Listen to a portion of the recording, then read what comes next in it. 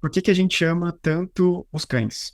Porque essa relação iniciou e porque se mantém ao longo de tantos milênios. Ao longo da minha vida, eu tive alguns companheiros caninos.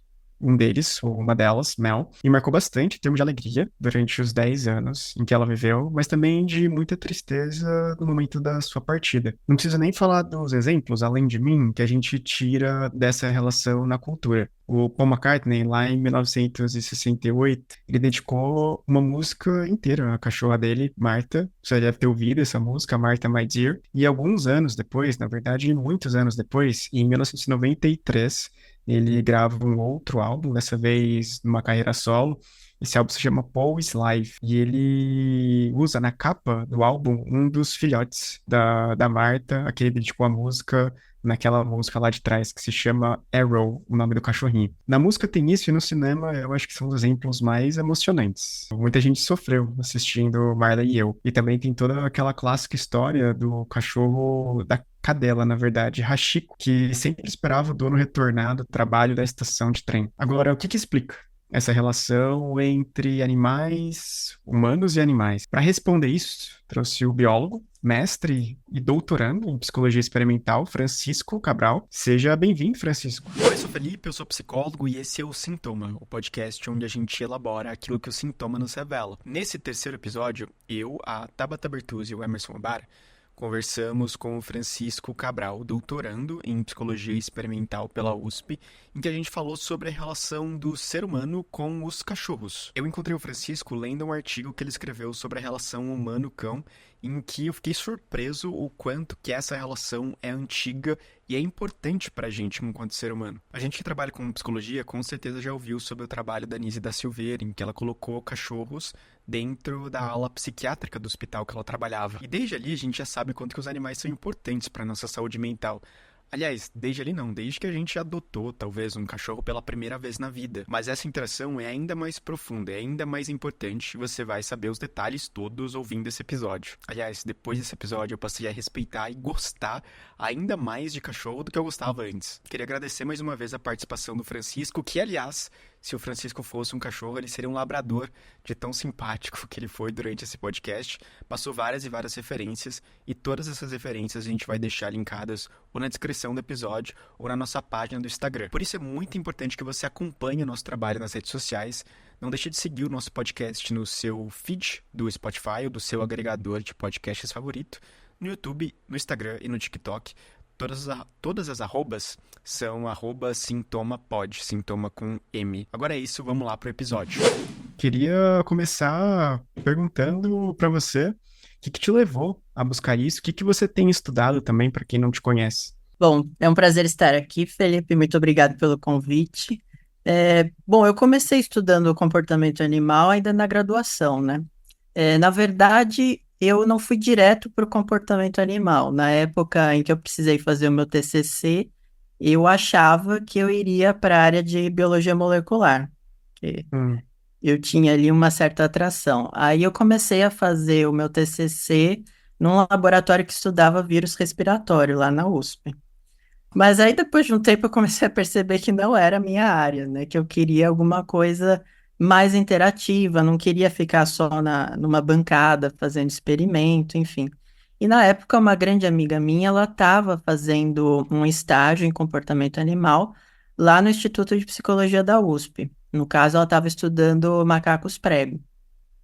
E aí eu me interessei, né, pelo assunto e fui pesquisar sobre a professora que estava orientando essa minha amiga. E eu descobri que lá nesse laboratório eles também estudavam o comportamento de cães. E assim, durante toda a minha vida eu sempre me interessei muito por vários temas da biologia, incluindo o comportamento. E eu sempre achei muito interessante a etologia, né, ou seja, o estudo do comportamento animal, porque dentro da biologia e também da psicologia, né, é uma área super multidisciplinar.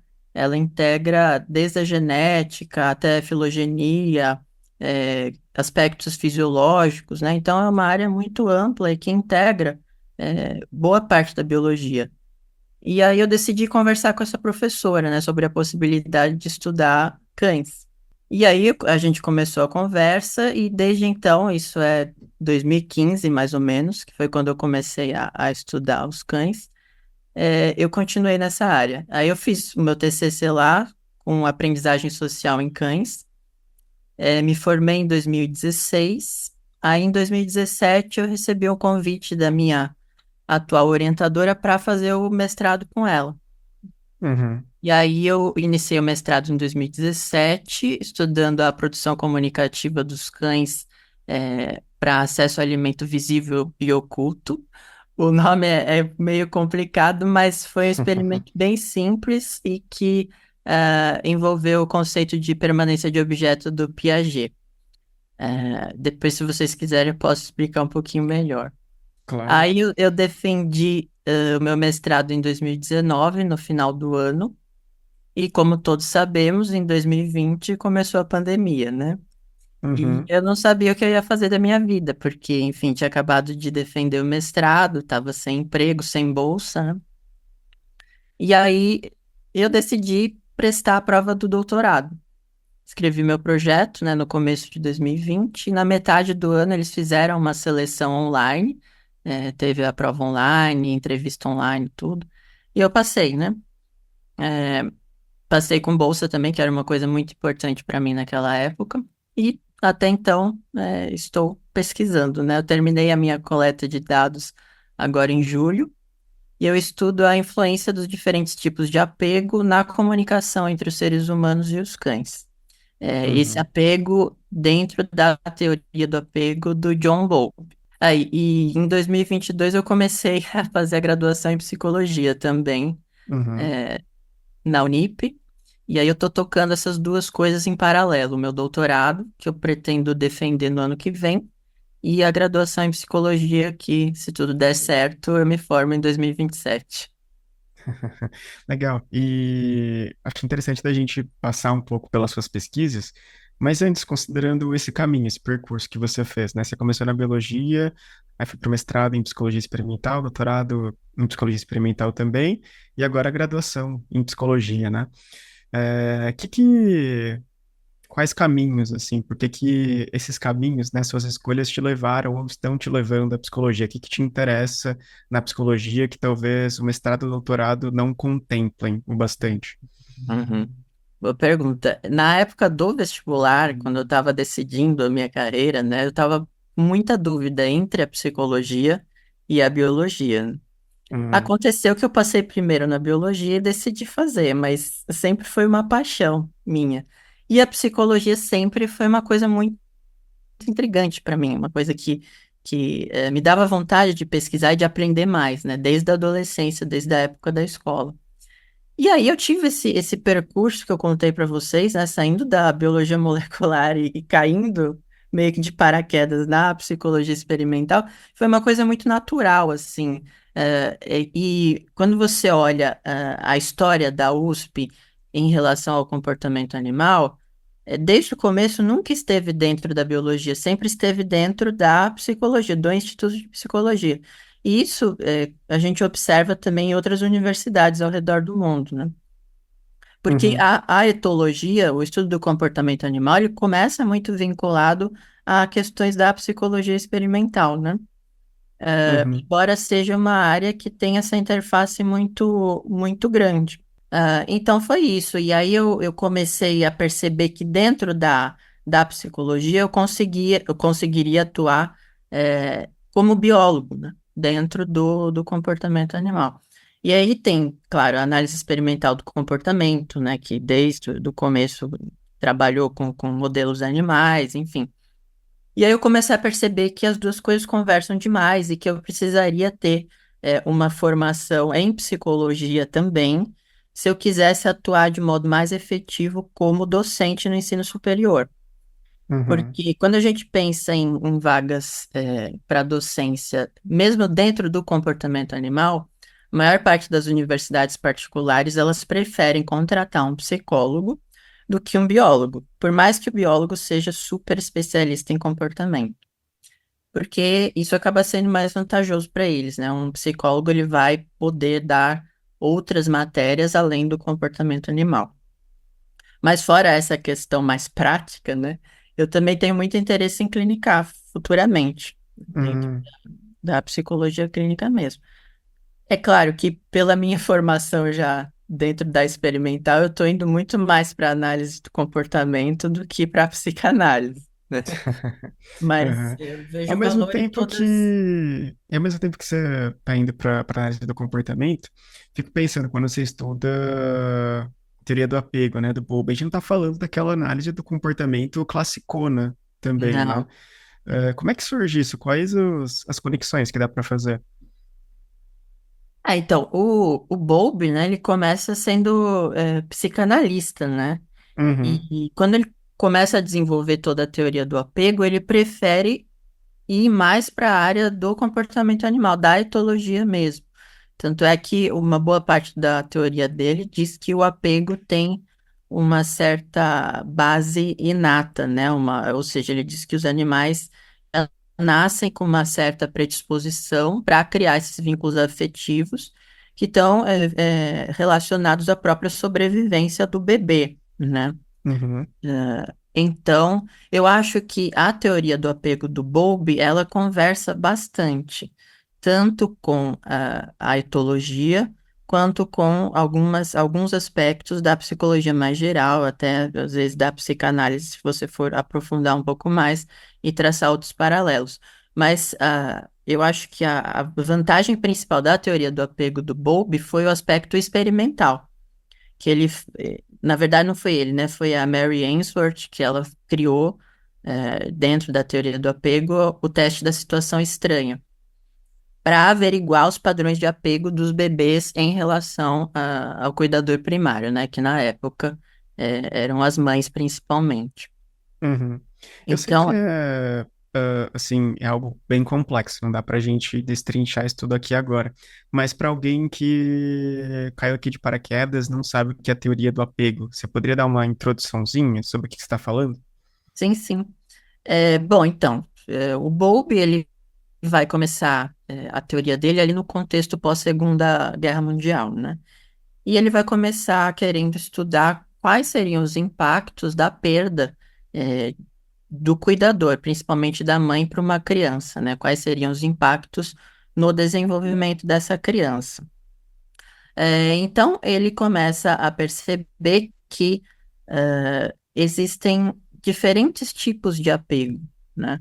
E depois de um tempo, a Mary Ainsworth ela vai criar o teste da situação estranha e eles vão descobrir que essas crianças, dentro desse teste, né, um teste experimental, essas crianças tinham diferentes tipos de comportamento. E aí eles conseguem classificar esses comportamentos dentro de alguns tipos de apego. Então, a gente tem 4 tipos diferentes de apego que uma criança pode manifestar. Então, o primeiro tipo de apego é o apego seguro, o que seria o mais esperado, entre aspas, saudável, e 3 tipos de apego inseguros. Então, tem o primeiro tipo é o inseguro ambivalente, ou também chamado de apego ansioso, né? Depois tem o apego evitativo e o apego desorganizado. Hum, E aí, enfim, eles começam a classificar todas essas crianças, e o Bowlby sempre vai falar que a criação do vínculo afetivo é muito importante para a sobrevivência do bebê. Por quê? Os bebês humanos, eles são super dependentes, dos cuidadores, principalmente da sim. mãe, né, para ter alimentação, para ter segurança, para ter conforto. Então, ele vai dizer que a criação desse vínculo afetivo é fundamental, tanto para a sobrevivência quanto para o desenvolvimento emocional posterior.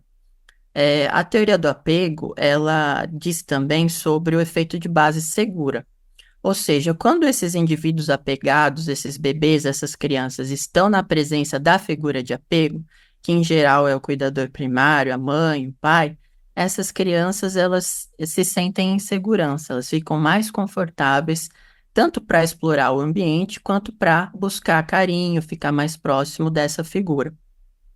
Então, eu acho que é basicamente isso a grande importância da teoria do apego. E o que é Uhum, mais legal é que depois esses estudos eles foram sendo aprimorados e alguns pesquisadores adaptar o teste da situação estranha para ser aplicado a alguns animais, os animais domesticados, no caso, o cachorro e o gato. E a gente percebeu que o tipo de apego que nós temos por esses animais é muito semelhante ao apego que nós temos pelos nossos bebês, né? Interessante, interessante. Então é esse o teor da sua pesquisa hoje, é a questão do apego dos humanos com os cães, em específico. Isso. E como que esse tipo de apego influencia na comunicação entre os dois? Interessante. E aí, até para a gente começar, de fato, a nossa pauta, é, e começando já de cara com aquela perguntona clássica, né? Porque hoje em dia a gente tem visto muito desse fenômeno, se fala muito mais sobre isso, né? Sobre mãe de pet, pai de pet. ah, Tem gente que faz festa de aniversário para cachorro e tudo, bolo de aniversário para Eu já cachorro. fiz. Tem gente aqui na bancada que já fez. E essa é uma coisa que tem ganhado muito, não sei se por conta dos hábitos de consumo que tem mudado, não sei o quanto que isso tem crescido de fato, mas na sua pesquisa, um dado que você traz que é interessante é que essa relação humano-animal é uma relação que não é de agora, né? É uma relação que atravessa milênios. Você poderia falar um pouco mais sobre isso? Como é que começa isso? E como é que você vê, o desenrolar dessa relação hoje? Sim, sim. Acho que a gente pode começar falando um pouco sobre a domesticação mesmo, né? Uhum, Eu costumo dizer que existem mais de um tipo de domesticação. Na verdade, a gente acredita que existam dois tipos principais de domesticação. E quando a gente observa o tempo evolutivo, então a gente está falando aqui de mais ou menos 15 mil até 30 mil anos atrás, que foi quando começaram os primeiros processos de domesticação. As principais hipóteses que nós temos, elas dizem respeito a, primeiramente, a ocorrência da autodomesticação canina. Ou seja, os ancestrais dos cães domésticos atuais, eles começaram a se aproximar gradualmente dos assentamentos humanos. E naquela época, a gente está falando do Paleolítico, ou seja, os seres humanos ainda eram nômades. Mas nós tínhamos pequenos assentamentos provisórios em que os nossos ancestrais humanos, eles comiam, deixavam dejetos, né, ficavam ali os restos de comida, enfim. Então, esses ancestrais dos cães domésticos atuais, eles começaram a se aproximar gradualmente desses locais, começaram a se aproveitar desses dejetos, né, desses restos de comida, e começaram a interagir mais com o ser humano. Ao longo do tempo, a gente começou a perceber que esses animais eram vantajosos, a presença desses animais era vantajosa, né? Porque eles traziam, de certa forma, segurança ali para aquele grupo, de humanos, e também eles, ao consumirem os dejetos, eles contribuíam para a higiene do local. E uhum. aí, É essa interessante relação. isso, até. Desculpa te interromper, mais rapidinho. É uma relação então, que acompanha a história da espécie, né? E eu fico me perguntando assim, quais que eram esses ancestrais desses cães, né, que nos acompanharam lá atrás? Eles eram muito diferentes do que a gente tem hoje? Isso é uma pergunta muito boa, porque existe certa confusão com essa questão do ancestral. Alguns pesquisadores até falam que esse ancestral seria um lobo. Na verdade, ele não seria um lobo, né? Porque quando a gente fala em lobo, a gente está pensando na espécie atual, o lobo cinzento. Quando, na verdade, o lobo cinzento atual e o cão doméstico atual, eles compartilham um ancestral em comum que viveu lá há 30 mil anos atrás. Então, esse Hum, ancestral em comum a gente pode chamar de protocão ou protolobo, porque era um ancestral que tinha características tanto do cão doméstico atual quanto do lobo cinzento atual. Entende? Então, é, a gente não conhece esse ancestral. A gente tem algumas ossadas, algumas evidências desse ancestral, mas é certo que, mesmo em termos de características anatômicas, esse ancestral era muito parecido, tanto com o lobo quanto com o cão doméstico atual. Agora, hum, comportamentalmente falando, esse ancestral provavelmente era mais sociável, né? Por algum motivo, esse grupo de animais que começou a interagir com os seres humanos era um grupo mais sociável e tinha menos medo, né, da gente. Por isso que eles conseguiram se aproximar. Uhum. É curioso, né? Porque quando eu penso nesse ancestral, me remete muito à figura de um lobo mesmo, né? E aí eu Sim. fico pensando, nossa, como é que um lobo a gente vai conseguir domesticar, né? Me parece um animal mais agressivo, sabe? Em- Então você me disse que era um ancestral em comum tanto do lobo cinzento, que a gente conhece, quanto do cão doméstico, que foi evoluindo, que a gente tem hoje. Isso. E aí, até continuando, aí você falou que, então, os seres humanos, nessa época nômades, esses ancestrais dos cães acabavam comendo ali o restante das coisas, e isso contribuía para a limpeza também do local. E aí, como é que isso evoluiu? Essa questão da limpeza local, tem até um exemplo muito interessante, que é um estudo arqueológico que foi feito no sítio de Çatalhöyük, que é uma cidade, um sítio arqueológico que fica lá na Turquia, e foi possivelmente uma das primeiras cidades organizadas da espécie humana. O interessante é que essa cidade, ela não tinha ruas. Todas as casas eram conectadas umas às outras. E as pessoas andavam nos telhados dessas casas.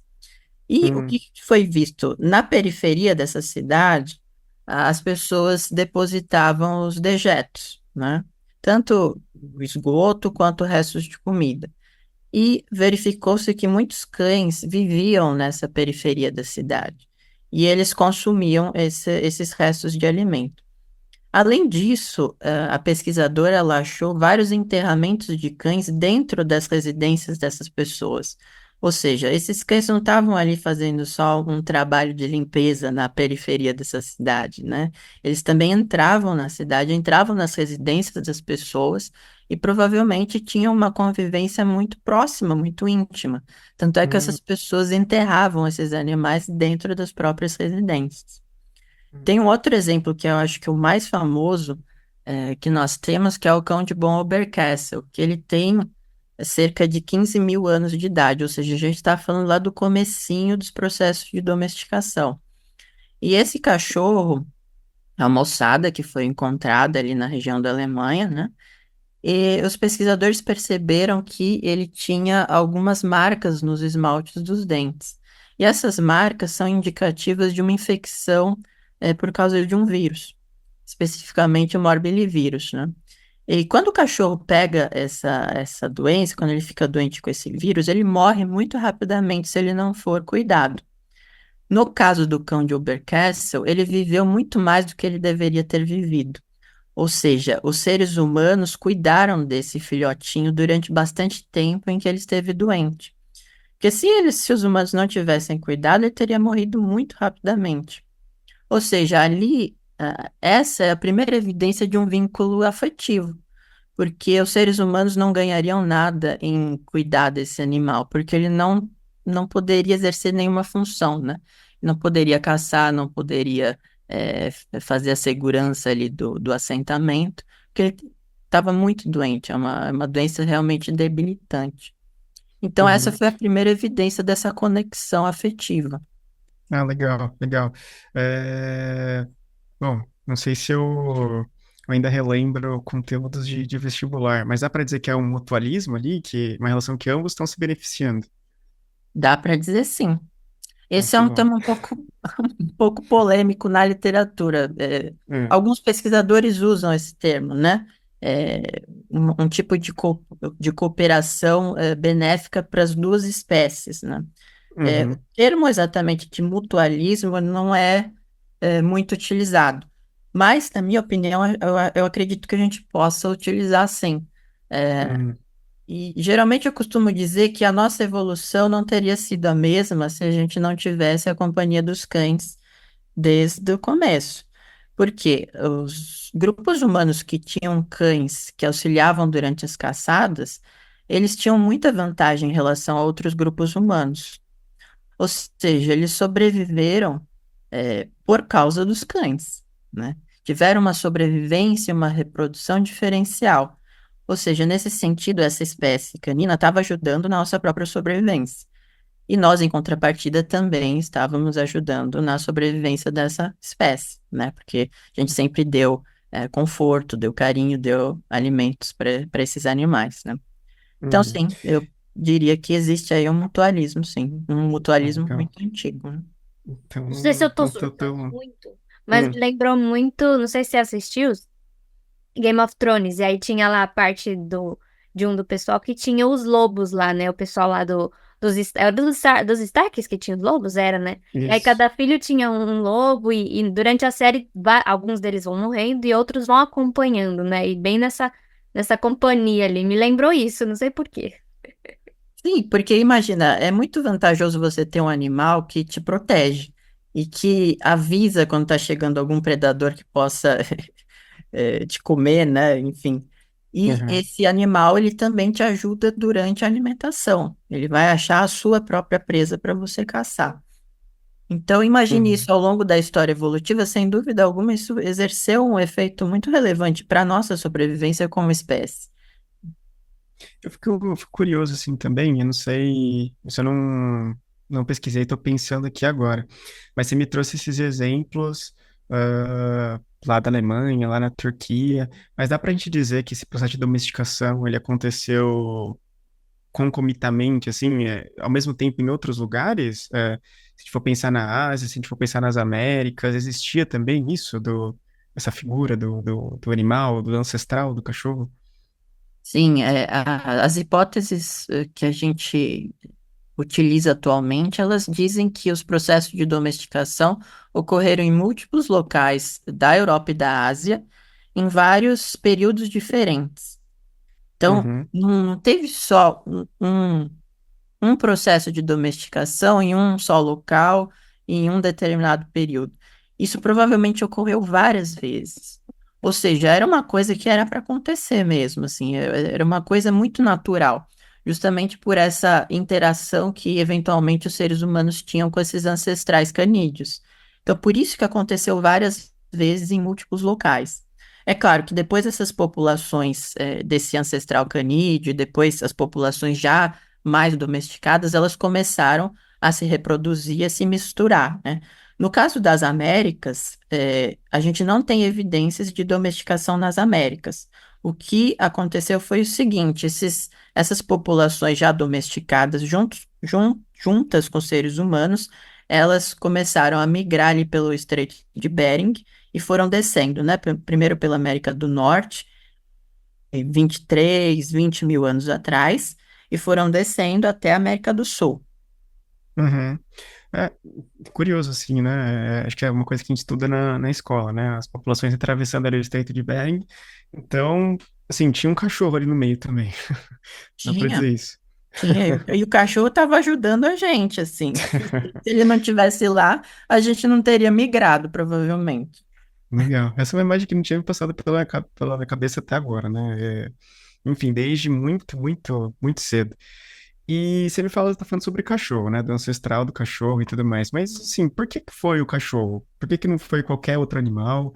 Por que que a gente também tá falando de gatos aqui? Qual que é a especificidade do cachorro nisso tudo? Então, não existe uma explicação muito certa para isso. É, Na natureza, geralmente as coisas acontecem de modo muito aleatório, né? Uhum, Mas a gente pode dizer que, por que que foi esse ancestral, né, canídeo? Porque provavelmente ele tinha algumas características comportamentais que favoreceram essa aproximação. Agora, por que esse grupo tinha essas características, a gente não sabe. Às vezes pode ter sido alguma mutação, às vezes um indivíduo ali perdeu o medo, começou a interagir mais com uma pessoa e aquilo foi se disseminando pela população, porque esse animal que se aproximava mais desses seres humanos, ele tinha mais alimentos e, consequentemente, ele se reproduziu mais. E ele foi passando essa característica sociável, e principalmente no caso dos cães, a gente tem que falar na grande capacidade que eles têm de aprendizado. Eles aprendem muito rapidamente. Assim, que é uma coisa que é muito difícil de se observar em outros animais. Então, provavelmente essa característica que surgiu ali durante a evolução, né, a gente não sabe exatamente quando nem o porquê disso, favoreceu a domesticação especificamente do cão, né, Uhum, daquele modo que eu conversei com vocês. Em relação ao gato, eu não sou especialista em gato, mas eu tenho uma grande colega de laboratório que estuda gatos, né? hum, A domesticação do gato foi bem mais recente, né? O gato foi domesticado ali mais ou menos 5.000 anos atrás, na região do hum, Egito, ali da África, enfim. E provavelmente a domesticação do gato foi parecida com a do cachorro, no sentido de que os gatos se aproximaram gradualmente das cidades humanas, né? Então aqui a gente já está falando de cidades mais bem organizadas do que aquela da Turquia que eu falei para vocês, né? uhum, Essa tal Ruyuk foi uma cidade de 10.000 anos atrás. Então a gente está falando do gato, a gente está falando de 5.000 anos atrás. Então a civilização já estava mais bem estabelecida ali na região da África, enfim. E esses gatos começaram a se aproximar por causa dos grãos que eram armazenados nessas cidades, né? E aí os seres humanos começaram a perceber, nossa, o gato é muito bom aqui porque ele vai caçar todos os ratos ou outras pragas que nós temos, né? E aí, enfim, a uhum. gente observa no Egito Antigo todo o papel fundamental que os gatos tiveram no cotidiano e também na cultura e na própria religião. Uhum.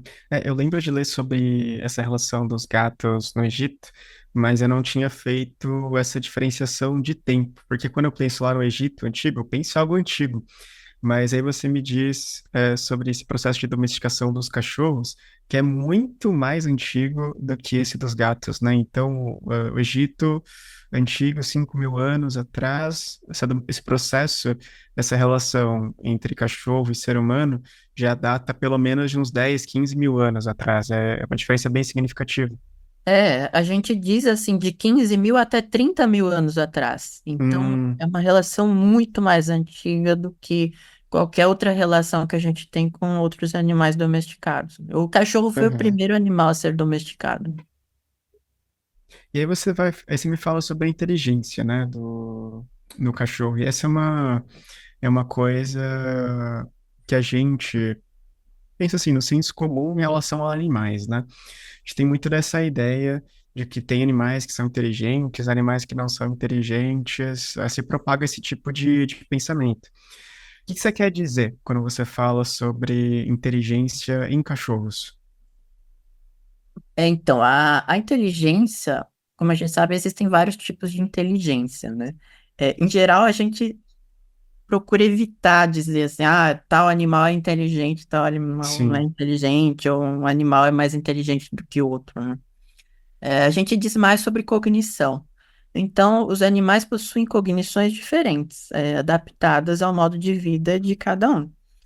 No caso dos cães, por eles terem convivido durante muito tempo conosco, né, desde de 15.000, 30.000 anos atrás, eles se adaptaram muito bem ao nosso nicho ecológico, ao nosso próprio ambiente.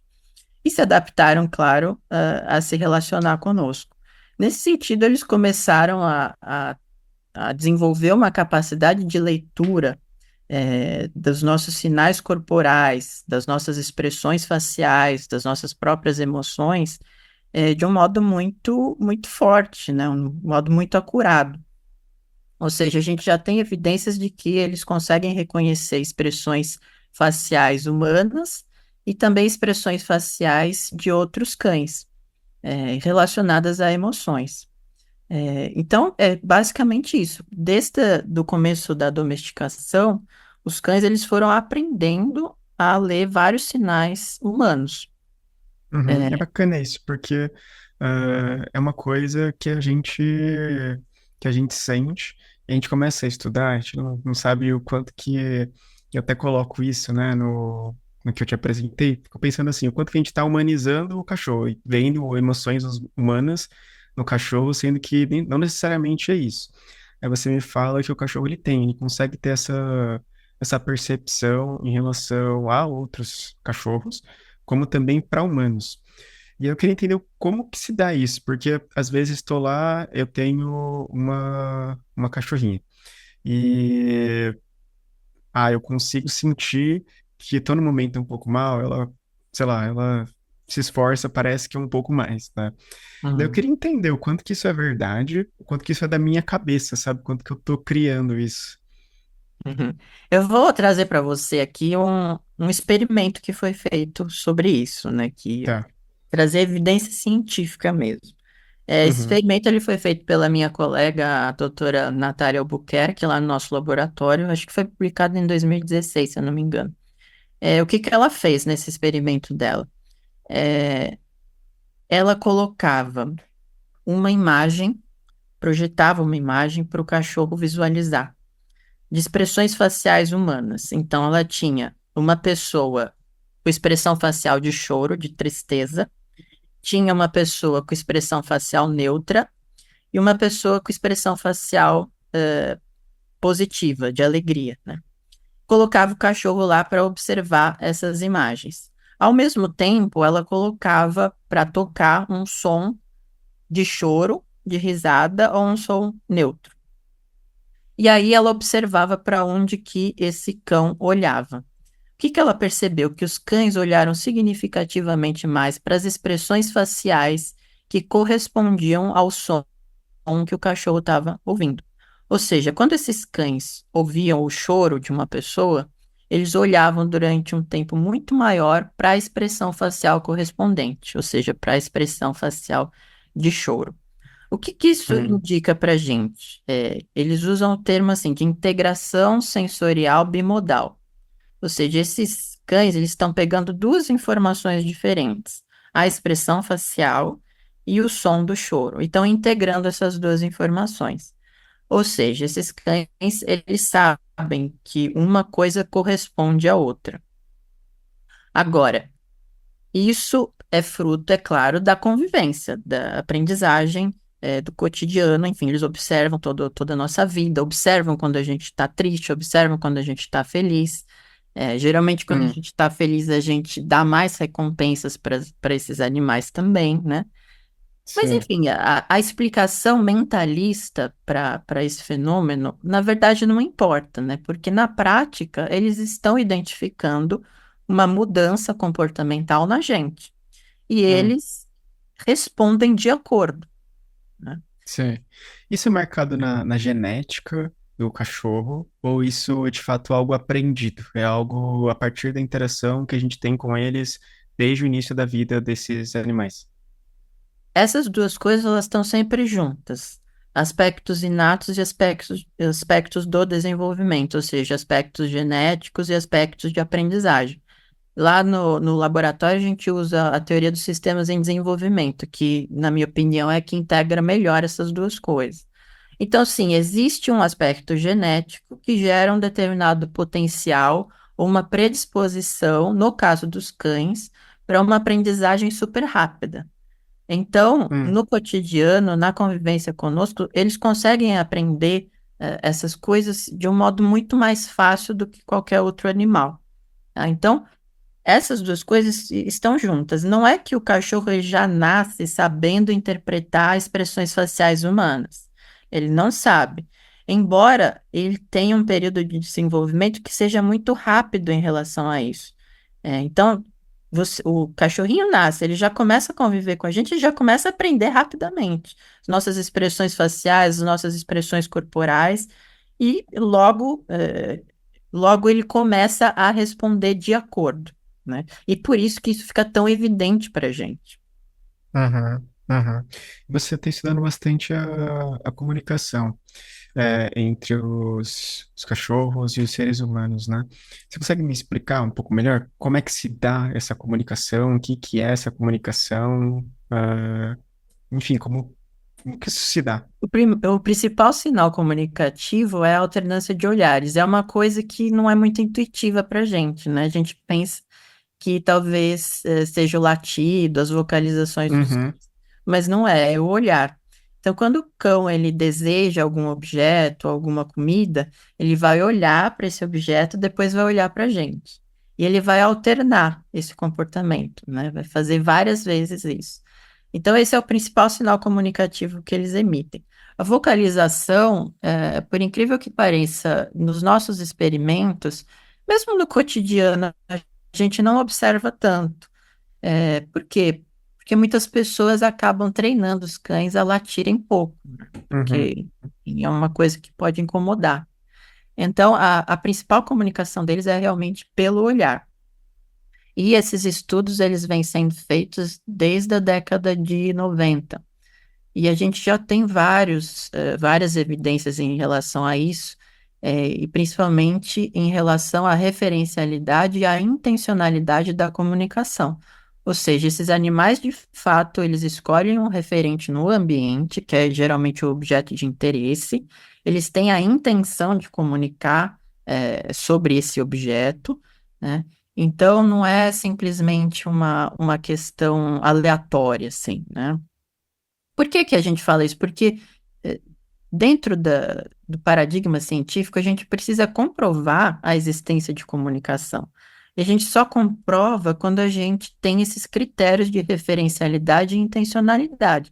Ou seja, será que esse animal ele manifesta esse comportamento quando ele tem audiência?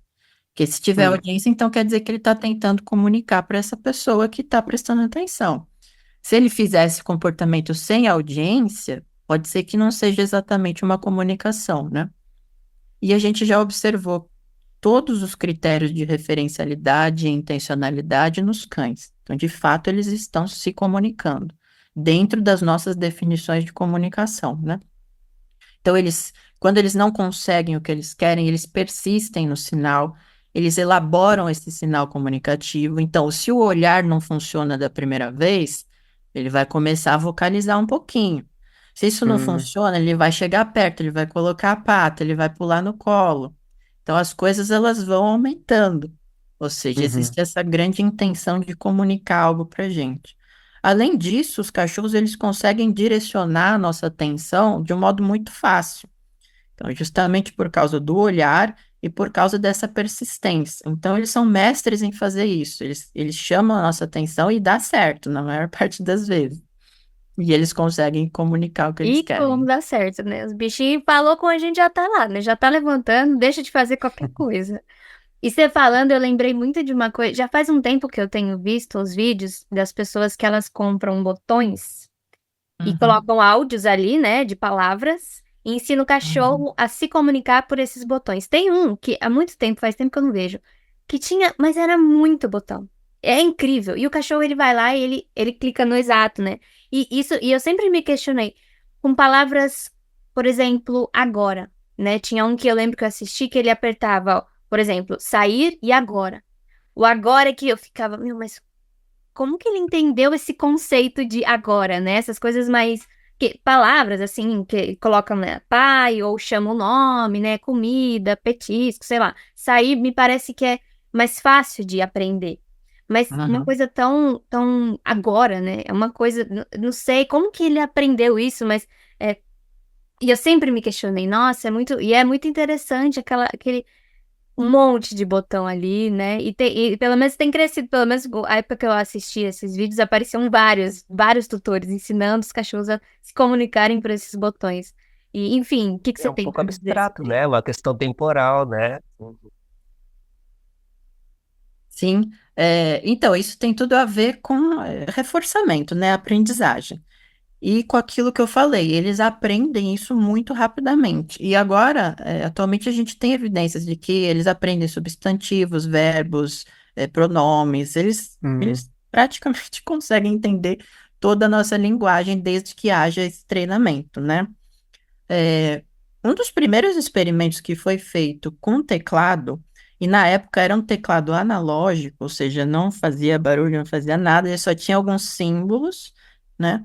Foi feito com a cadela Sofia, que foi a cachorrinha do Alexandre Rossi, o Dr. Pet, que na época, esse experimento era o experimento de mestrado da minha orientadora, a professora Karine Savari.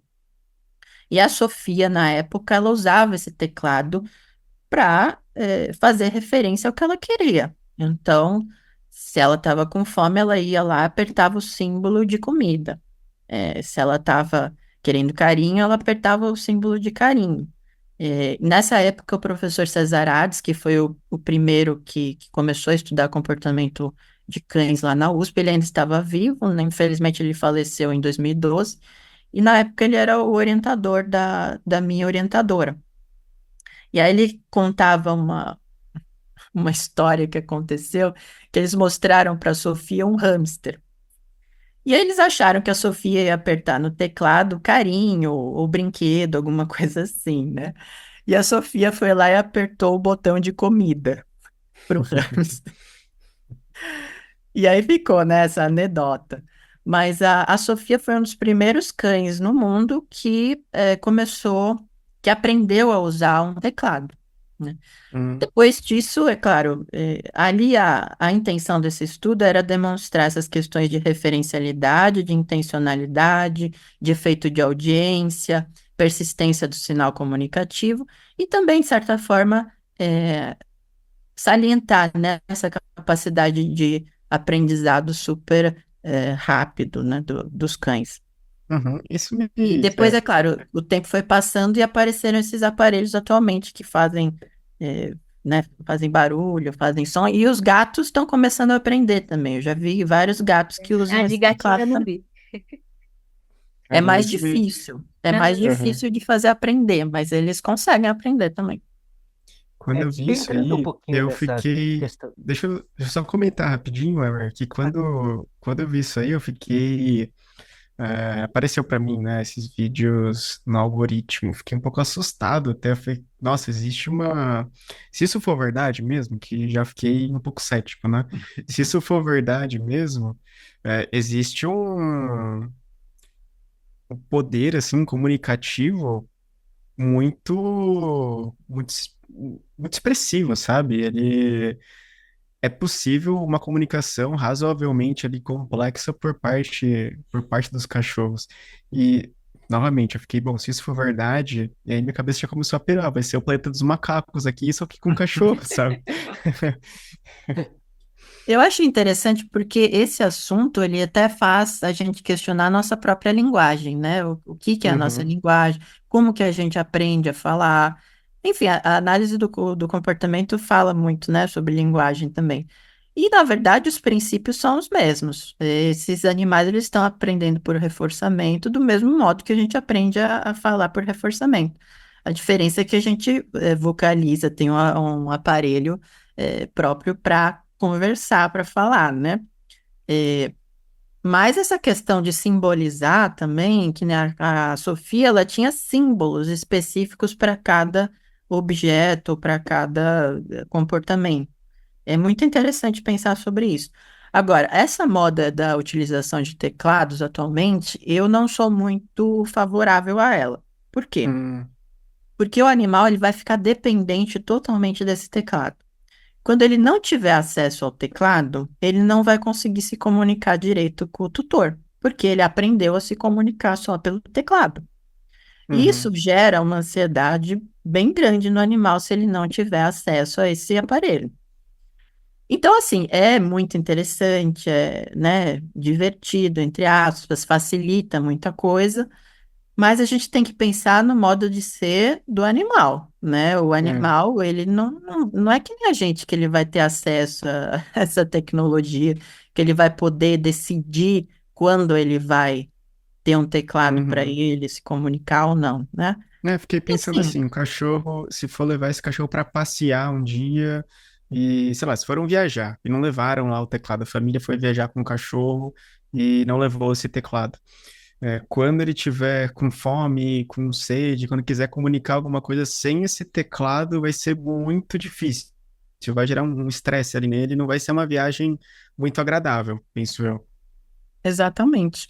E os cachorros, eles já têm todas as ferramentas próprias, biológicas, para se Uhum, comunicar conosco, né? É, então a gente tem que ponderar até que ponto que isso faz bem para o animal e até que ponto isso é um comodismo humano, né? uhum, Porque uhum, o teclado a gente entende muito mais fácil do que algum sinal corporal do animal, né?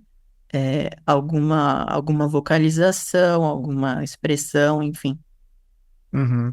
Então, pensando por esse viés, você seria mais partidário do que você está estudando mesmo, né? De uma comunicação, mas interpretando a partir do modo como o animal já tem de recurso, do olhar, seja do latido também, do modo como ele se aproxima da gente, algo por aí. Sim, muito mais naturalístico, né? Uhum. Então, pensando por esse viés, né? A minha pergunta, aliás, já ia por esse caminho. É, por essa, já, vamos dizer assim, adaptação biológica, já natural, né? Eu lembrei especificamente de uma experiência onde um cachorro meu, assim, que conviveu, assim, na minha família por muitos anos, de dor, uma experiência de dor. Né? Ele tinha certos comportamentos assim muito assim, não sei se eu diria incomuns, né, de afastamento, né? Uhum. Quando ele sentia dor, ele se afastava. Com o decorrer do tempo, a gente entendeu, percebeu que aquilo era uma forma dele expressar algo, dele transmitir uma mensagem, né? E aí a gente buscava os cuidados, buscava entender o que estava acontecendo. Aí você trouxe essa questão, surgiu essa questão dos teclados, né? Isso especificamente é um facilitador para os humanos. Aí você até trouxe exemplos em momentos que isso pode causar problemas de ansiedade, trazer alguns comportamentos talvez indesejados dos cães quando eles tiverem alguma dificuldade. A minha pergunta vai nesse sentido existem estudos, existem maneiras de se buscar uma melhor adaptação do humano aos cães, de entender os comportamentos, as mensagens que ali às vezes eles transmitem naturalmente, o que é da forma dos cães se comunicar. Sim, com certeza. Essas pesquisas que a gente faz lá no laboratório, elas servem para isso também, né? A gente está fazendo ciência básica, ou seja, a gente está estudando a cognição, a comunicação, o vínculo afetivo, simplesmente porque a gente quer entender como é que essas coisas funcionam, né? Por isso esse caráter básico. Mas a partir dessas pesquisas, a gente consegue derivar várias informações, vários dados que auxiliam na manutenção do bem-estar, tanto do animal, não humano, caso cachorro, né? Quanto do nosso próprio bem-estar. Por quê? Porque essas interações, obviamente, elas são sempre bidirecionais, né? Então, as duas partes, elas têm que estar bem sintonizadas. E para ter essa boa sintonia, essa harmonia, a gente precisa entender como que o animal se comporta e qual é o modo de vida desse animal, quais são as características dele, né? E o que o professor Cesarade sempre falava é o seguinte: quanto mais a gente aprende sobre uma espécie, mais a gente passa a respeitá-la. E isso serve para qualquer coisa, né? Qualquer coisa que a gente aprende mais, que a gente tem mais informações, a gente tem a tendência a respeitar mais e a valorizar também, né? Então, Uhum. a ciência básica, a ciência comportamental, está justamente aí para isso, é para melhorar as nossas relações e também para preservar o bem-estar dessas espécies não humanas, porque elas estão sempre do lado mais frágil da relação, né? O ser humano ele Uhum. tem a tendência a dominar e a dizer que é o grande dominus, né, da natureza, que, enfim, que está acima de qualquer outro animal, quando na verdade não, né? Nós somos apenas mais um tipo de animal no planeta Terra. Uhum. Eu até lembro da história da cachorra Laika, né, que a União Soviética lançou lá para o espaço. Ela acabou falecendo, né, durante esse experimento, mas que depois dela foi proibido qualquer outro cachorro ali no espaço, né, porque fico pensando nessa longevidade da relação que foi construída com o tempo. E E agora o cachorro que latiu e eu acabei me atrapalhando. Ah lá, ele quer falar também. Ele tem lugar de fala, ele quer falar. Pois é, pois Ele é. quer participar. Mas essa relação assim de bastante tempo, que inclusive influenciou a ciência ali da época, sabe? Mas uma coisa que você falou também, Francisco, foi sobre ansiedade e ansiedade em cachorros. Como é que é isso? Existe ansiedade em cachorro da mesma forma como se dá com humanos? Existe a ansiedade de separação, né? Que, aliás, é um problema comportamental que está aumentando muito por causa da pandemia. Ou seja, as pessoas adotaram esses cães ou compraram cães durante a pandemia E depois, quando retornaram para a rotina, esses cães ficaram muito tempo sozinhos em casa, né? E aí esse cachorro ele vai ficar ansioso mesmo, porque ele tá sem o tutor ali, ele quer a presença do tutor. E isso acontece por quê? Porque justamente existe um padrão de apego ali, existe um vínculo afetivo, um vínculo de apego que foi criado e que depois do final da pandemia ele foi quebrado, né? E justamente o John Bowlby, quando ele criou a teoria do apego, ele estava querendo observar isso, né? Quais eram os impactos no desenvolvimento emocional das crianças quando esse vínculo era quebrado, era cortado, né? Então, no caso lá pós-Segunda Guerra, os órfãos, né? Como é que isso influenciava?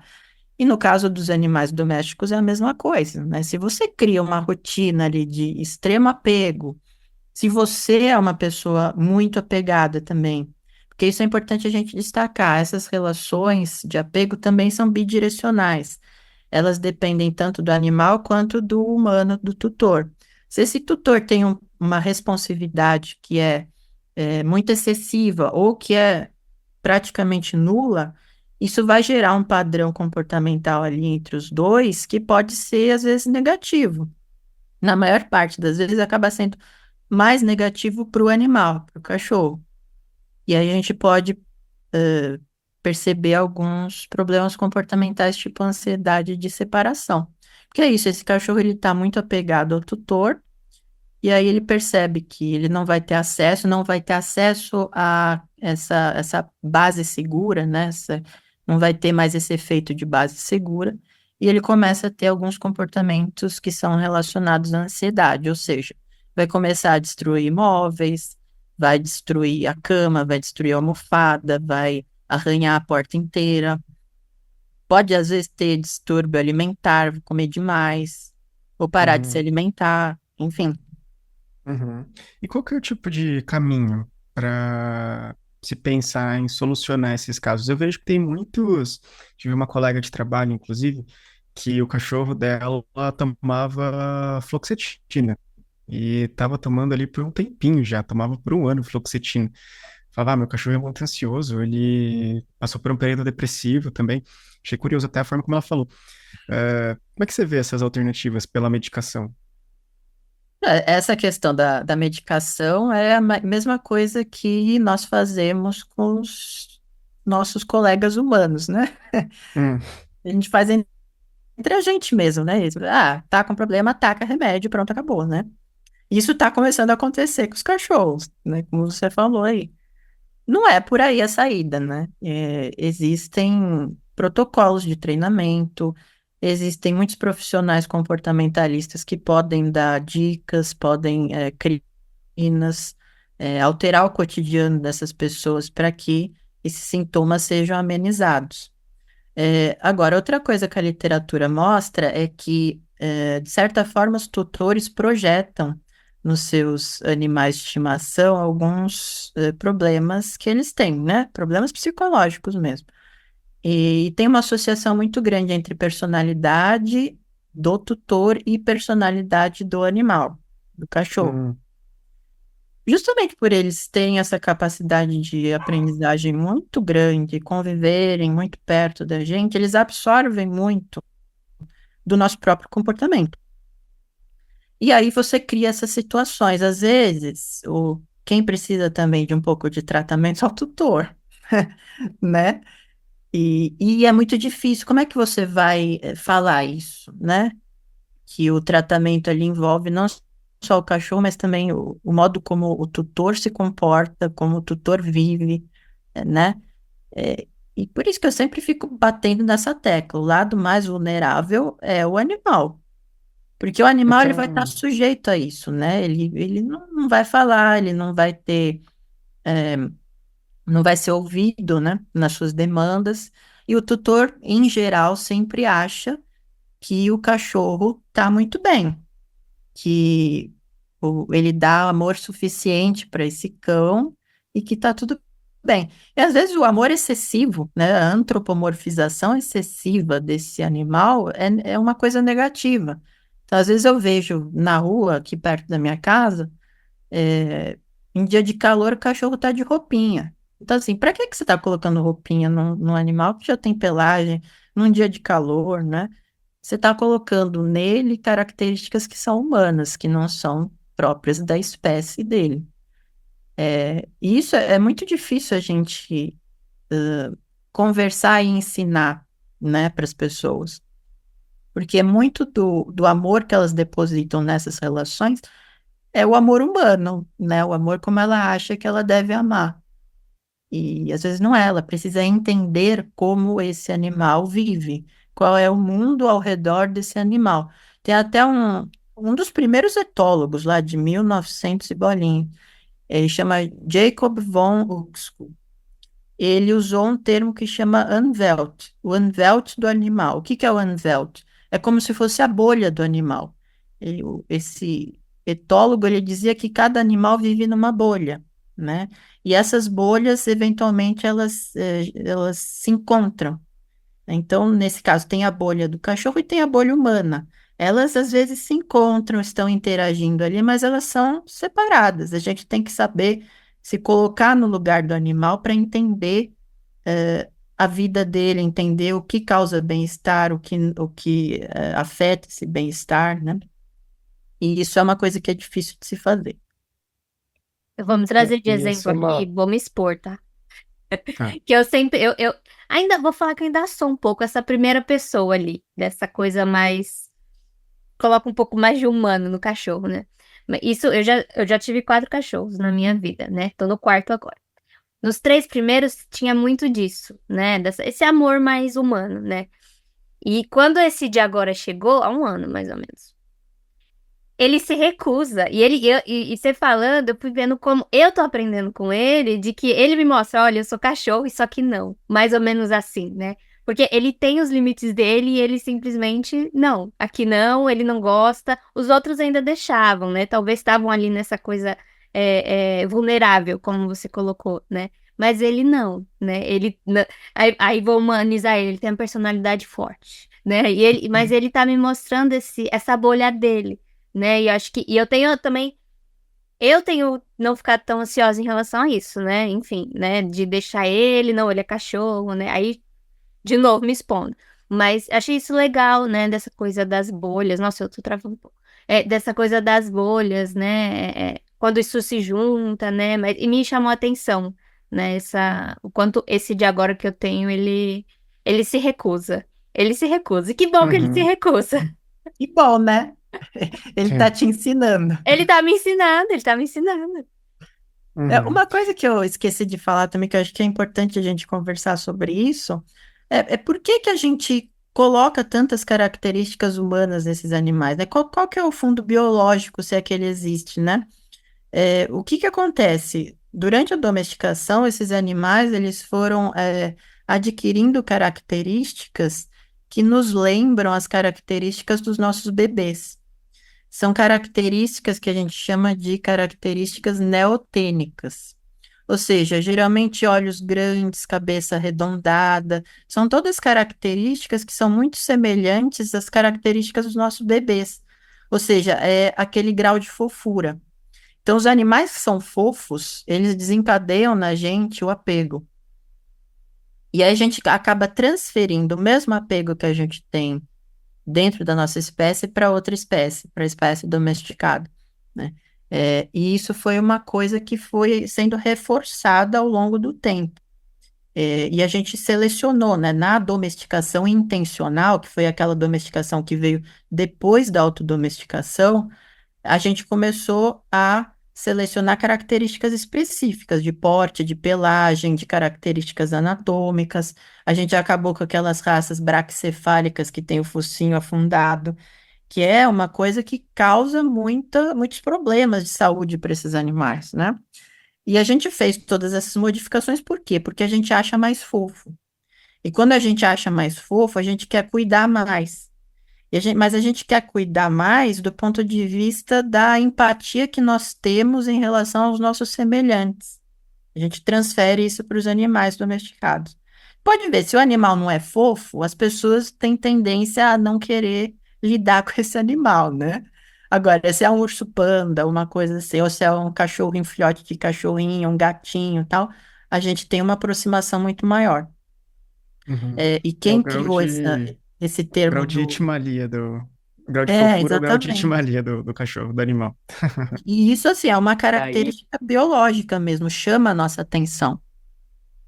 daí para surgir as mães, os pais de pet foi um pulo, né? Foi rapidíssimo. E quem trouxe esse construto, né, das características infantis e o papel disso na evolução, o papel disso biológico, foi o Konrad Lorenz, que foi um dos primeiros estudiosos do comportamento animal também. Na época, ele criou o termo esquema do bebê, o baby esquema, o kinder esquema, né? Que é isso, são animais que têm essas características que são maravilhosas pra gente, que a gente acha super fofo, que a gente quer morder o animal, que a gente quer apertar. E isso acaba afetando todo o modo como a gente interage e como a gente coloca essas nossas características mentais até nesses animais, né? Uhum. Porque tem todo esse processo de seleção natural, mas uma coisa que dizem muito em relação aos cachorros, especialmente, é que foi um processo de seleção artificial, que os humanos foram selecionando as características que fossem as mais fofas ou as mais menos agressivas, as mais adaptativas em relação à nossa realidade, que foge, de certa forma, da natureza do animal. Tem esse caso dos cachorros que você está falando, se não me engano, é daqueles cachorros pug, né? É isso? O Que Pug. eles É. têm. Isso, pug. Que eles têm o nariz, o focinho, que é mais para dentro, eles não conseguem respirar direito. Você já fica perto de um cachorro, ele é lindinho, né? Ele é bem bonitinho. Só que você já percebe que ele tem uma dificuldade ali de respirar. Aí você leva esse cachorro para sair ainda. Esse cachorro não aguenta nada. Você fica agoniado ali com esse cachorro quando ele vai sair. Ah, e aí, o nosso dedo, nesse processo de evolução, é o nosso dedo num sentido, nosso dedo enquanto humanos, né? Bem negativo. Sim, sim.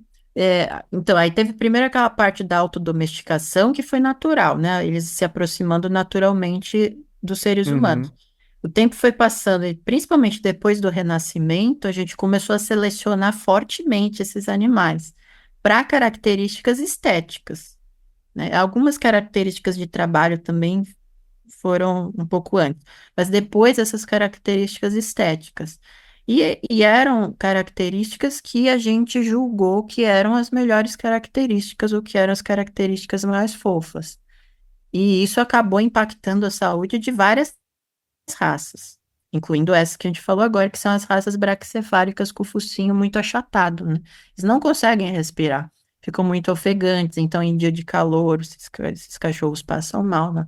Então, nesse sentido, essa domesticação intencional, em que houve a seleção artificial por meio de reprodução controlada dessas características, na minha opinião, em boa parte foram seleções negativas que impactaram o bem-estar desses animais. É claro que, uhum, por exemplo, quando você está selecionando características de pelagem, é diferente, né?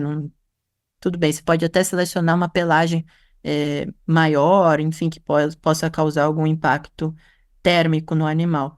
Mas essas seleções em que a gente alterou a anatomia, o esqueleto do animal, são, em geral, seleções que fizeram muito mal para a raça.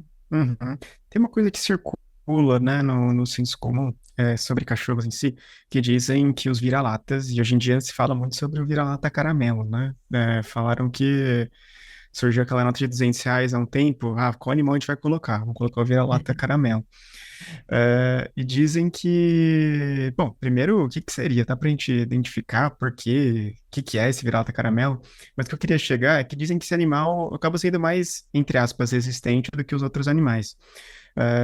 Dá pra gente pensar também por esse raciocínio, por essa via de raciocínio, é um animal que vive na rua, então ele não foi artificialmente, entre aspas, moldado, não tem todas essas características do focinho, como é que você trouxe. O quanto que é certo, acho que falar sobre isso. Eu não sei, o que que você tem a dizer sobre o vira-lata caramelo? Você tem algo a dizer sobre ele? Então, o vira-lata caramelo, enfim, vive nas ruas, né? O nosso grande exemplo de SRD, sem raça definida. E assim, claro, o cachorro que vive nas ruas, ele tem uma adaptação diferente do cachorro que vive no sofá de casa, né? Então, de certa forma, eles adquirem uma maior resistência por terem crescido, por precisarem sobreviver nas ruas. E é interessante a gente destacar aqui que a maior parte da população de cães no planeta Terra é, é composta por cães que vivem nas ruas. São cães de rua. Não são cães de estimação que vivem dentro das casas das pessoas. É assim, eu acho que 85% da população mundial de cães vive nas ruas. 85%. Exatamente. E assim, é Uhum. uma informação que a gente acaba esquecendo, né? Porque, enfim, a gente só vê o cão de estimação e acha que é o padrão da espécie, né? Mas se a gente for Uhum. pegar em termos de números, o padrão da espécie é um vira-lata que vive nas ruas, né? Caramba. É um vira-lata extremamente especializado, adaptado para viver nesse ambiente, para conviver com o ser humano. Então, assim, eu não estou dizendo que o vira-lata da rua, ele é totalmente diferente do vira-lata que mora em casa ou do cão de raça. Eles têm, em termos biológicos, as mesmas adaptações, eles aprendem do mesmo modo, eles conseguem interpretar os nossos sinais corporais, as nossas expressões faciais, do mesmo modo, né? Mas é óbvio que quando esse animal está vivendo nas ruas, ele vai precisar ter algum tipo de comportamento específico para sobreviver melhor ali. Então, atualmente existem vários estudos que estão pegando essas populações de rua, justamente para comparar com as populações de cães de estimação que vivem, que são domiciliados, né? Existem algumas diferenças, sim, na comunicação, principalmente. É, os cães de rua parece que eles interpretam melhor sinais corporais ameaçadores. Uhum. Então você pensa, né? Um cão que vive na rua, ele está mais vulnerável, ele precisa ter ali uma percepção um pouco melhor de quem é amigável e de quem não é amigável, né? Uhum. Então existem diferenças sim. Agora, a questão do vira-lata caramelo, né? Por que que caramelo, né? Então a gente tem Uhum. que pensar assim, questões reprodutivas mesmo. Por algum motivo ali, a nossa população de cães de rua tem uma predominância dessa coloração. Eu não saberia dizer se existe algum componente genético dominante que em vira-latas dá uma predisposição a ter essa coloração. Eu acho que existe alguma associação, mas eu não posso dizer com certeza. Lembrei de um Uhum. vira-latinha que ele, eu sempre via ele atravessando a rua na faixa. Ele sempre ia pra faixa pra atravessar a rua. Achava isso incrível, muito incrível. Ou seja, ele O que eu acho. aprendeu a sobreviver ali, É. né? Para poder Aprendeu. atravessar. E ele ficava esperando, ele esperava, eu não sei se ele esperava, nunca consegui observar se ele chegava a olhar as pessoas, provavelmente, né? A gente tava falando dessa coisa do olhar, né? E sabia o momento de atravessar, isso que eu achava incrível. No, Uhum. no meu TCC lá, que eu vi um pouco de aprendizagem social, era justamente para ver, numa tarefa específica, se os cães conseguiam completar essa tarefa a partir da observação de seres humanos realizando essa tarefa. Então, essa questão de aprendizagem social é muito forte mesmo. Eles observam a gente fazendo e eles replicam. Assim, e a partir desse exemplo da Tabata, né, eu pensei por exemplo, você trouxe essa quantidade de cães que vivem assim sem um lar humano, né? Que eu vi no seu artigo, tinha uma estimativa de mais de 800 milhões de, de bichos, né? Aí eu fiquei lembrando de uma reportagem que eu vi, não saberia precisar onde, dos cães de Chernobyl, Hum, da região de Chernobyl, que precisaram desenvolver características ali, determinados comportamentos de sobrevivência. E alguns voltam para a interação com os humanos, né? Os guardas, os seguranças, soldados que ficam vigiando a região, né? Para os humanos não voltarem para Chernobyl. E outros que não mais se adaptam, né? Parece um pouco com essa característica de sobrevivência que esse cãozinho desenvolveu ali, né, Só que um foi na selva, ali no meio da floresta, que se voltou, né? Surgiu naquela região, e o outro na selva de pedra, né? Vamos dizer assim. É isso mesmo. E eles conseguem, de certa forma, reverter, né, pro estágio com menor interação humana. Eles conseguem sobreviver, né? E naquela região, como tem esse isolamento muito grande, eu acredito que deva ter acontecido mesmo várias vezes, e algumas populações que se tornaram mais selvagens do que outras, né? É, e é isso, com certeza é um exemplo muito bom. E sabe, Francisco, pensando agora em psicologia, né? Tem muitos trabalhos, inclusive dentro de terapêuticas que utilizam os cachorros.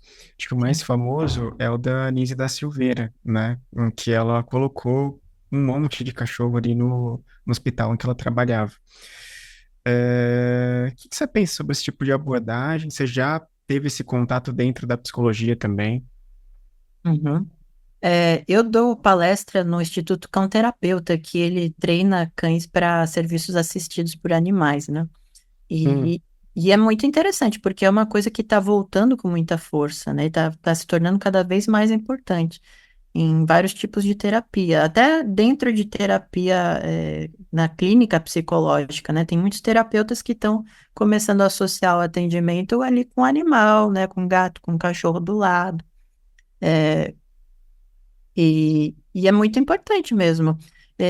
No Instituto Cão Terapeuta, eles têm toda uma seleção que eles fazem, né, de cães que são aptos para se tornarem coterapeutas, né?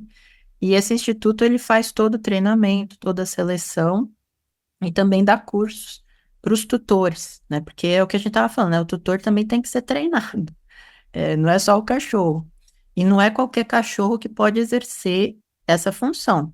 Por isso que eles têm um processo seletivo bem grande para saber o temperamento do cão, se ele vai conseguir passar pelo treinamento, se ele não vai ficar muito estressado, porque são situações que podem gerar estresse no animal, né, sendo coterapeuta.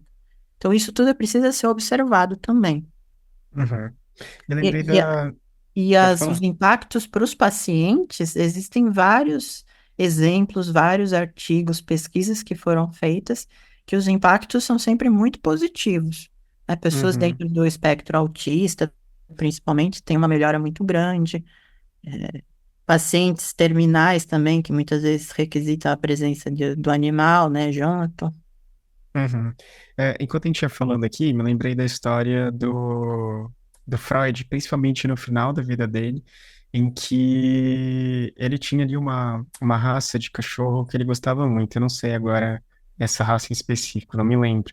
Se o pessoal quiser pesquisar e me falar Tchau, depois. tchau. Era o Tchau, chinês, tchau. uma raça chinesa Ah, de língua Isso, roxa. ele gostava muito desse cachorro, e inclusive ele atendia junto com o cachorro.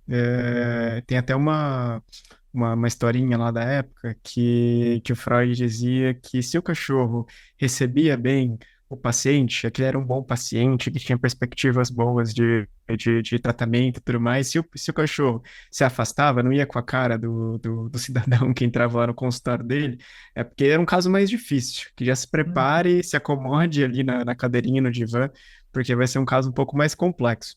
Me isso lembrei disso. faz certo sentido justamente porque os cachorros conseguem ler, né, fazer a leitura dos sinais Olha aí. corporais muito Uhum. melhor do que a gente. Então, o cachorro bate o olho, ele já percebeu qual que é a da pessoa, né? Só a título de curiosidade, para quem se interessar depois, né?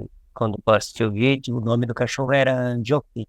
Vou Tchau, botar tchau. o nome aqui na descrição também para quem quiser pesquisar mais, porque tem alguns trabalhos sobre a relação do Freud com cachorros em si.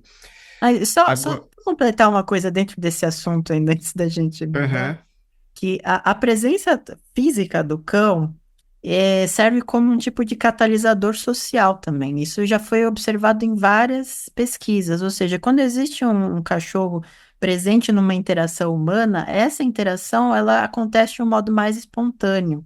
As pessoas hum, interagem socialmente melhor na presença de um cão. Então, pensando no aspecto terapêutico, né, a presença ali do animal vai facilitar a criação do vínculo entre o terapeuta e o paciente também. Então, eu achei Hum, interessante, né, trazer. E o Freud já estava percebendo isso já. E o Freud já estava percebendo isso já. O Freud, tá vendo? Ele, legal. ele sempre à frente do seu tempo, não tem jeito, né? Ele traz umas coisas e vai. Aham. É muito legal. Não E à trazendo esse toa, o exemplo cachorrinho já também. tava até o Freud, né? Também. É, e o meu cachorro Ah, chama é? Freud, tá? Chama Freud.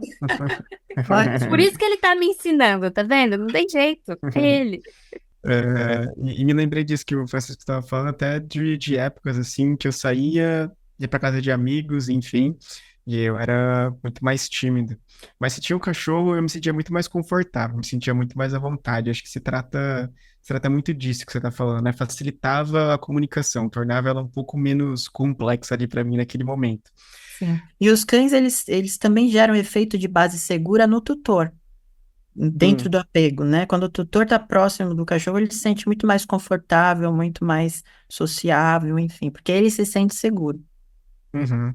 Agora, a gente está falando e indo já para dois pontos não, assim, tão fáceis de se falar, talvez, e também para a gente já seguir para o encerramento.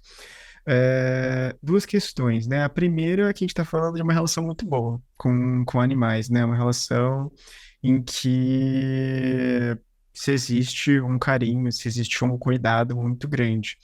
Mas não é sempre assim, né? Você me falou até desse dado agora de cachorros que vivem nas ruas, né? Um número muito grande, muito expressivo. E eu acompanho um canal de viagens muito, muito interessante, que é um casal, e que eles viajam o mundo inteiro. E eles estão andando pelas ruas, lá nos bairros e tudo mais, sempre tem os cachorros ali de rua, eles são sempre bem cuidados, né? É um cuidado expandido, aliás, de toda a comunidade ali, tem muito cachorro gordo, você já deve ter visto, né? Que vive nas redondezas ali, de bar, de mercado e tal. Toda a comunidade acaba cuidando dele. Hum. Agora, isso num contexto, acho que bem amplo, na verdade, quase que um todo assim. Mas em alguns lugares em específico, não é bem assim. Tem muita gente, que tem uma cultura, inclusive, de consumir carne de cachorro, né? Uhum. Você cita no seu artigo esse exemplo, né, da Coreia do Sul. Eu lembro desse casal, desses vídeos desse casal, que eles viajaram para algum país da Ásia. Não sei agora se é a Coreia do Sul, talvez algum lugar ali, alguma região da China, em que eles passavam por uma dessas feiras, e nessa feira tinha ali os cachorros, e os cachorros ali meio que em gaiolas, quase como se fossem galinhas, né? Como a gente vê sendo comercializadas hoje em vários lugares, né? Não é só na bandeja que você compra no mercado já resfriada, né? Já congelada. Mas como é que é essa relação, Francisco? Essa diferença? Como é que se dá essa diferença, desse olhar sobre os cachorros nessas regiões específicas? No artigo você cita especialmente a Coreia do Sul, para essa visão, que a gente está falando aqui até agora, desse carinho assim muito grande. Penso eu também que não dá para excluir, né? A gente está falando do consumo, mas não necessariamente não se tem uma relação boa, com o cachorro lá como um todo. Aham. A questão da Coreia do Sul é meio paradoxal, né? Porque é um país que tem valores ocidentais bem fortes já atualmente, né? Mas ainda tem essa prática de consumo de carne canina. Recentemente, acho que foi no ano passado, o parlamento deles passou uma lei para proibir o consumo de carne canina. Então, até 2027, eu acho, se eu não me engano, eles vão começar, inclusive, a parar as indústrias que produzem, que de alguma forma manipulam carne de cachorro, né? E realmente era uma questão cultural que estava muito arraigada, né, na Coreia do Sul. E esse antropólogo que eu trago no artigo, ele vai dizer que tinha ali uma questão de pureza étnica, né? Que as pessoas que consumiam carne de cachorro se sentiam, de certa forma, singulares. Principalmente a carne de cachorro com pedigree. Então, assim, Hum, era uma questão cultural mesmo. E a gente verifica ao longo da história que a nossa relação com os cães nem sempre foi tão boa como é atualmente. Então, ali no contexto do surgimento das religiões monoteístas, a relação com animais domesticados, e principalmente com cachorro, não era muito bem vista, não.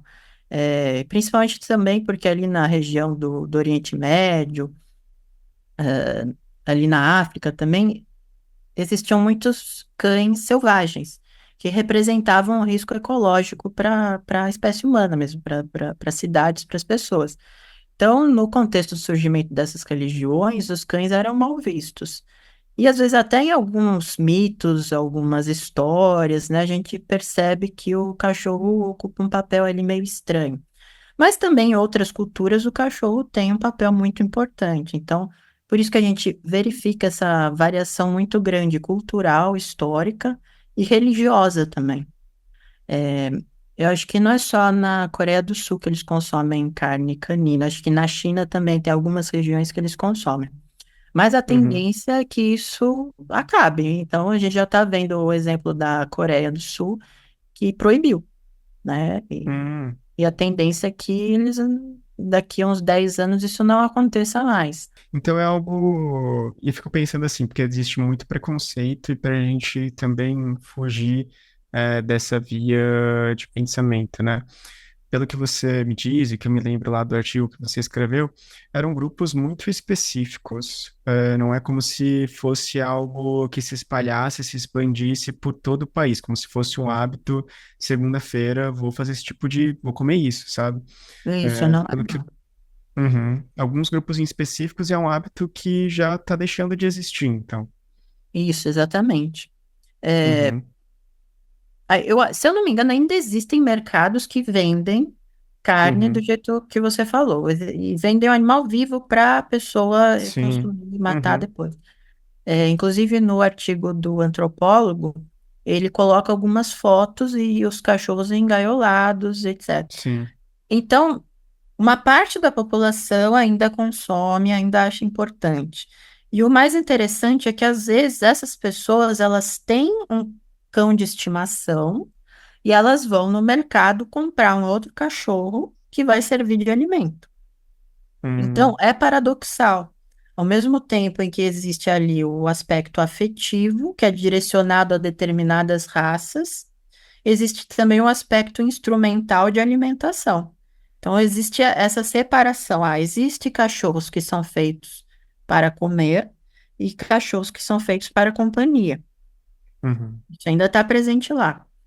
Então, a gente percebe essa mudança do ponto de vista governamental, porque atualmente isso é uma prática que é muito mal vista, né, ao redor do mundo. Trazendo o contexto cultural da região, parece que eu tive notícias, né? Eu não consigo confirmar também, que no Vietnã havia a possibilidade de existir esse tipo de consumo, né? Na Indonésia, algumas regiões da Indonésia, parece que existem umas questões assim de não muito apego com os cães, né? Os cães vivem muito pelas ruas, viviam, né? Posso dizer isso de alguns anos para trás. E os brasileiros que se mudaram para a região, né, os relatos de conhecidos pessoais que tem, que começaram a adotar alguns desses. E eu vivi assim, pela parte da população local, um estranhamento, porque esses cães assim não eram bem vistos ali na região, né? Isso me lembra um pouco do que você acabou de dizer, dessa de algumas regiões que os cães não eram bem vistos, né? Tinham, como é que fala? Ameaças à população humana, né? Não sei Uhum. se isso seria um resquício cultural, né, dessa época, né, ali na Ásia, né, algumas regiões da Ásia. Em algumas regiões isso ainda acontece, principalmente em regiões em que existe transmissão de raiva. Então a população trata mal os cães de rua porque existe a possibilidade deles carregarem o vírus da raiva. Então, em algumas regiões da Ásia, da África, a relação é totalmente diferente da relação ocidental com esses animais. Então, você percebe aí um aspecto socioecológico, que envolve inclusive a transmissão de doenças. Então, você perceba que tudo isso está atrelado. E mesmo no mundo ocidental, se a gente pega o modo como as nossas avós, nossas bisavós, é, conviviam com esses animais, com os cachorros principalmente, era diferente do modo como a gente convive atualmente. Atualmente, a gente deixa o cachorro dormir na cama. Uhum. Isso, 50, 60 ou mais anos atrás, isso era impensável. O cachorro ficava no quintal, em geral, muitas vezes o quintal ficava aberto, o cachorro tinha acesso à rua, ou seja, eram animais semi-domiciliados, né? Ele voltava de noite, voltava a hora que ele queria para casa, né? Então, a gente percebe que na nossa própria sociedade, no próprio contexto ocidental, isso mudou, né, de alguns anos para cá. Uhum. E, bom, mudando de assunto, mas ainda falando de um tema complexo, que é sobre o luto, né? Eu vejo, inclusive aqui para fazer esse programa, até dei uma pesquisada rápida, eu vi que existe uma tendência de crescimento, né? A gente tá falando dessa coisa de mãe, pai de pet, do cachorro que dorme na cama. Eu vi que na Suécia, 92% dos cachorros de lá tem plano de saúde. É um número gigantesco.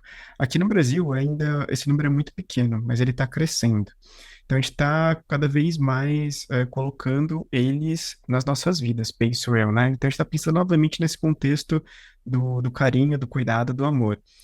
É, Mas, enfim, esses cachorros não têm longa vida, e não tem como não pensar nessa perspectiva da morte, nessa perspectiva do luto que a gente tem diante da perda deles. Cada pessoa tem a sua forma, né, de encarar o luto, mas pensando nessa perspectiva teórica que você tem estudado sobre esse carinho, sobre esse amor com os cães, sobre ritos de passagem em relação a cachorros, animais, a gente sabe o quanto que isso é importante, esse trabalho de luto, de ritos de passagem com humanos, né? Todas as cerimônias, o relembrar das histórias. Mas como isso pode ser feito, né? O que você pensa sobre dessa temática com os animais? Eu acho fundamental a gente abordar o luto em relação à perda de animais não humanos, animais de estimação. E como você falou, esses ritos de passagem, eles ocorrem desde sempre, né, na cultura humana, inclusive em relação aos cachorros. Tem um exemplo que eu trago no meu trabalho, que é da Angela Perry, que ela estudou alguns enterramentos de cães da cultura Jomon, né, que é a cultura japonesa muito antiga, vai até 10 mil anos, antes de Hum, Cristo.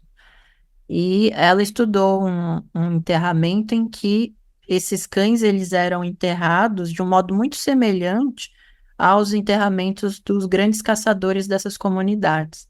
Ou seja, hum, esses cães eles tinham um valor social muito grande para esses grupos. E ela percebeu que esses enterramentos tinham objetos fúnebres dispostos de modo ritualístico. Ou seja, aquelas pessoas haviam feito um ritual ali durante o enterramento desse animal. E com certeza havia um luto associado depois disso, enfim. Atualmente, as pessoas elas parecem que estão resgatando um pouco isso, né? A questão de que a partir da morte do animal vai existir um luto, vai existir uma tristeza, existe uma tendência cada vez maior da sociedade como um todo reconhecer a tristeza dessa pessoa. Então, eu estou pensando uhum, assim no sentido de um chefe dispensar o funcionário porque perdeu um animal de estimação. Essas coisas precisam ser pensadas, porque o vínculo que a gente cria com os nossos cães, com os nossos gatos, é um vínculo muito parecido com o vínculo que a gente cria com outro ser humano. Então, o que a gente estava conversando aqui, o tipo de apego é praticamente o mesmo. A gente pode comparar com a perda de um filho. Então, né, por que não dar os direitos relacionados a isso, né, da pessoa passar pelo luto, né, da sociedade reconhecer aquela perda como uma perda de fato, né?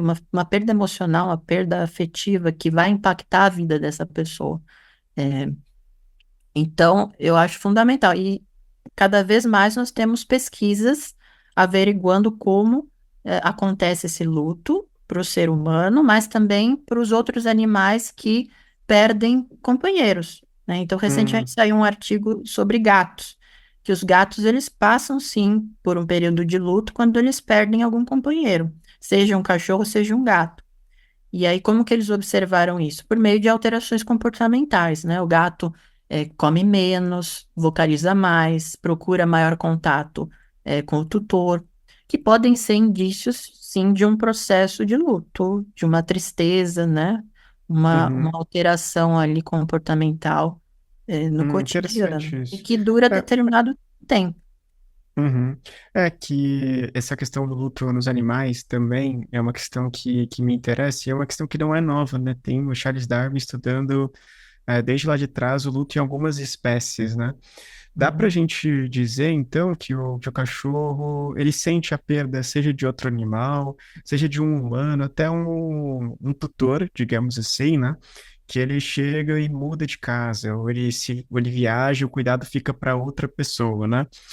O animal não dá para dizer, então, que ele não sente. Ele sente também da forma dele, mas ele passa por uma experiência de luto. Sem dúvida. E a gente observa, como que a gente pode observar esse luto? Somente por meio da observação do comportamento. A gente não consegue pedir para o cachorro ou para o gato explicar o que ele está sentindo, né? Então, Uhum, essa é uma grande questão dos nossos estudos. A gente só pode observar o que está presente ali, ou seja, o comportamento. Então, se você observa que um cachorro, depois da perda, seja do tutor, seja de um companheiro de mesma espécie, passa a se comportar de modo diferente, tem uma alteração no sono, tem uma alteração na alimentação, tem algum tipo de comportamento repetitivo. Então, por exemplo, o cachorro que volta, né, para a estação para esperar o tutor, né, essas, uhum, essas uhum, histórias que a gente sempre ouve, ou que vai no cemitério, coisas assim. São alterações comportamentais que estão indicando uma mudança, né? Ele percebeu a mudança de algum modo, ele sentiu essa mudança, e isso está refletindo no cotidiano desse animal. Então, uhum. sim, é equivalente a um processo de luto. Não tem como não, pelo menos quando eu ouvi essa história pela primeira vez, né, era uma história de uma cadelinha lá do Japão, Uhum, que o tutor lá, ele saía para trabalhar de trem e ele sempre voltava de trem no mesmo horário. E essa cachorrinha ali esperava ele na estação. Até que eventualmente esse tutor falece, mas a cachorrinha continua ali visitando todos os dias eh, na estação à espera dele que nunca volta. uhum. Bom, para a gente Calma aí, calma encerrar, aí. Francisco. Peraí, deixa eu É, voltar, né? Eu tá. posso até acrescentar uma história, não vivida porque foi contada, que a minha avó tinha uma cachorrinha que ela chamava Bambi. E era a mesma coisa, ela era muito apegada ao meu avô. E todo dia ele chegava do trabalho e ela ia esperar um tempinho antes, ela ia esperar ele ali na porta, em um lugar específico da casa. E aí ele faleceu e todo dia ela ia lá, no mesmo horário, esperar ele nesse mesmo lugar. E, enfim, foi isso, né? Foi o que aconteceu. Pra minha avó, isso ficou até depois muito difícil de ver ela toda vez, ir lá, esperar, né? No mesmo horário. Muito interessante essa história, assim. Vivi ela, mais ou menos, né? Uhum. Bom, e Francisco, para a gente finalizar, queria perguntar para você, se você tem alguma indicação de leitura, algum vídeo, algum material, mesmo seus trabalhos, né, os seus artigos, o seu mestrado também, para quem quiser se aprofundar nesse tema, nessa relação humano-animal, essa questão da comunicação entre cachorro e humano, o que que você tem para indicar para a gente? Olha, eu penso de pronto assim nas nossas redes sociais, em que a gente divulga os nossos estudos e também tem algumas indicações de leitura. Então, tem o Instagram Uhum, do laboratório, que é o LabCães USP. tá. Se eu não me engano, no Facebook também é o mesmo endereço. Eu também posso passar alguma lista para você também deixar de indicação, mas tem esse artigo que você leu, né, que a gente estava conversando até agora, que é sobre a relação humano-cão, que eu escrevi junto com a minha orientadora depois que eu terminei o mestrado. Uhum, Recentemente, a gente validou um questionário para avaliar o vínculo afetivo dos tutores com seus cães, que é o questionário DORS. É um artigo também que já está publicado. A gente teve algumas descobertas bem interessantes também em relação à população brasileira, como, por exemplo, aqui no Brasil, tutores que têm maior escolaridade, em geral, possuem um vínculo afetivo menor com os animais. Que foi muito interessante porque na Espanha, um país em que esse questionário também foi aplicado, eles encontraram o inverso. Quanto maior a escolaridade na Espanha, maior a proximidade emocional percebida pelos tutores em relação aos cães. Então, tem esses dois estudos que eu acho bem interessantes para se aprofundar, e tem também o livro da minha orientadora, organizado pela minha orientadora e também pela Natália Albuquerque, que é o Cognição e Comportamento de Cães, da editora Edicon. É um livro que ele é escrito de forma bem didática, então eu acho que para pessoas que não são da área é uma boa introdução para o comportamento canino e para essas questões de apego e domesticação também. Uhum. Muito legal, inclusive entrei aqui no Instagram do Lab e Cães USP, segui, já achei você aqui em A algumas das gente, fotos. a gente tira foto com todo mundo que participa, o cachorro ganha um certificado. Mas eu achei legal o certificado, é isso que eu ia comentar, o cachorro ganha certificado de participação. Ganha. Uhum, uhum. Muito E assim, legal. as pessoas, elas trazem os cães lá, elas são voluntários, né? Não ganham nada, além do certificado, né? Não ganha mais nada. Uhum. Bom, vou deixar o link de todas essas Bonitinhos. indicações na descrição do episódio para quem quiser acompanhar, ver mais. E eu gostaria de agradecer muito a sua participação, Francisco, toda a sua simpatia desde o começo, essa aula que você deu aqui pra gente. Muito obrigado mesmo. Imagina, eu que agradeço a oportunidade de conversar sobre esse assunto que bom, para mim é super interessante, né? Para todos, né? Muito Para a espécie obrigado, viu, humana como um Francisco? todo. É. Bom, É, gente, foi eu Eu um me prazer vou. senti, ter calma aí. Eu me senti aqui olhando pelo olhar dos cães. Me deu essa É sensação. isso. Uhum, Tem que ser uhum. assim. Eu Ah, quero eu te que bastante. apresentar o agradeço. Freud, Francisco. Pera aí que eu vou pegar ele. Ai, Por apresenta, favor, cadê o apresenta. Freud? E você tem um cachorro, Francisco? Porque acabou Eu que não não. tenho cachorro, eu tenho uma Hum, gata, eu tenho você a tá Elvira. do contra. Eu sou totalmente do contra. Na verdade, olha, eu nunca tive cachorro meu próprio. Hum, Durante um tempo, eu convivi com a minha tia, né? Morava na casa dela e ela tinha uma cachorrinha, que era a Capitu. E a Capitu captura. me influenciou muito, assim, de querer pesquisar cães. Mas, assim, no meu cotidiano, eu sou uma pessoa de gatos. Legal. Olha, Dá oi pro meus Francisco. Fala, oi, filhinhos. eu sou o Freud. Ai, que lindinho. Ai, ele é muito fofo. Meu nenê. Um aninho Maravilhoso. e pouco. Ele é bem novinho Ah, ainda. é um bebê, bebê. É, bem novinho. Lá no meu experimento, eu testei 50 cães. Eu terminei a coleta de dados em julho. Uhum. E eu não sei Tá. se eu falei na entrevista, mas eu faço o teste da situação estranha e depois eu faço um outro teste que é para avaliar a comunicação, que é numa situação de alimento inacessível, né? O alimento fica numa prateleira que o cachorro não consegue pegar, e aí eu observo qual comunicação que ele tem para solicitar o alimento. Então, eu Uhum. faço essas Você tá duas. gravando ainda, Tabata? Tô gravando. Não parei, não. Ah, porque eu achei interessante, assim, um pouco dessa perspectiva pessoal, sabe? Que você fala que nunca tive um cachorro, achei curioso isso. Eu nunca tive um cachorro eu mesmo, eu sou o cara dos gatos, mas eu tive essa cachorrinha e isso eu achei muito interessante, sabe? Porque quando a gente pensa em pesquisa, muito em psicanálise, a gente pensa na relação que a pessoa tem com aquilo, sabe? Da onde que vem? Uhum. Tem alguma coisa, sabe? E aí você me diz isso, poxa, mas eu nunca tive um cachorro. Eu fiquei curioso, assim, como assim? Nunca teve? Por que que surge, então, esse interesse, sabe? Aí você fala que você teve essa outra cachorrinha, da sua tia, que a Capitu, que baseou um pouco, que foi uma certa inspiração, apesar de você ser dos gatos, tem esse resquíciozinho lá na sua história também. Foi, essa minha tia, ela resgatou essa cachorrinha da rua, né? E era meio assim, vira-lata caramelo. Ela tinha umas manchinhas pretas, né? Tinha um coletinho preto, mas era quase um caramelo. E eu convivi bastante tempo com ela, assim, uma boa parte da minha infância eu convivia diariamente com essa cachorrinha. E era assim, Uhum. eu adorava, era minha paixão também. E naquela época eu tinha em casa uma outra gatinha, que era a Pérola Negra, que ela viveu 19 anos. Aí Caramba. depois que ela faleceu, mas ela era gato mesmo, assim, sabe? Bem arisca, bem na dela. Aí depois que ela faleceu em 2018, eu peguei a Elvira, que é a minha gata atual. Só que ela é uma gata que eu digo que é uma gata cachorro, que ela tem mais comportamentos de cachorro do que de gato. Então Uhum. tem isso também. Já ouvi muito Aham. falar o pessoal falando esse comportamento meio um cachorro meio gato. Um gato meio Nossa, cachorro, né?